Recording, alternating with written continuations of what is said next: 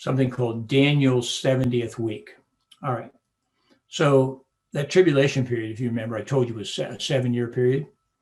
Back in Daniel chapter 9, Daniel was given a prophecy about God's timetable for Israel, his elect people of the Old Testament.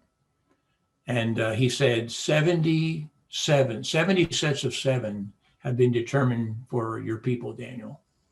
And then he talks about 69 sets of those 7 being counted off. And that's this first part of the chart over here where my mouse is circling now.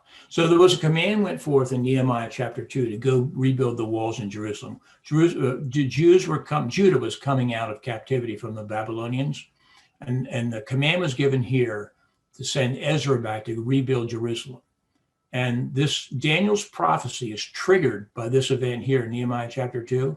At that point, there was a countdown of sorts starting on God's people, because at the end of these 70 sets of 7, Daniel was told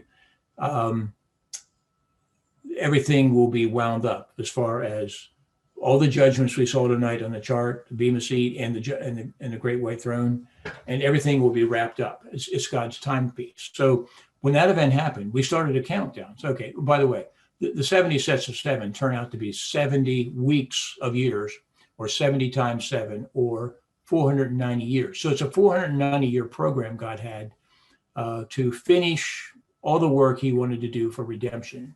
So when that event in Nehemiah 2 chapter 2 started counting down to 490, 489, 488. You get all the way down to the cross.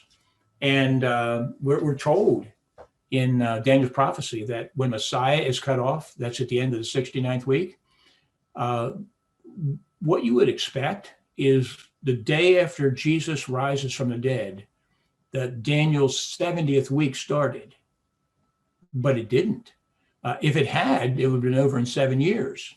So very soon the disciples figured this out, that, you know what, there must be a pause between the first 483 years and the last 7 years of Daniel's 490-year prophecy.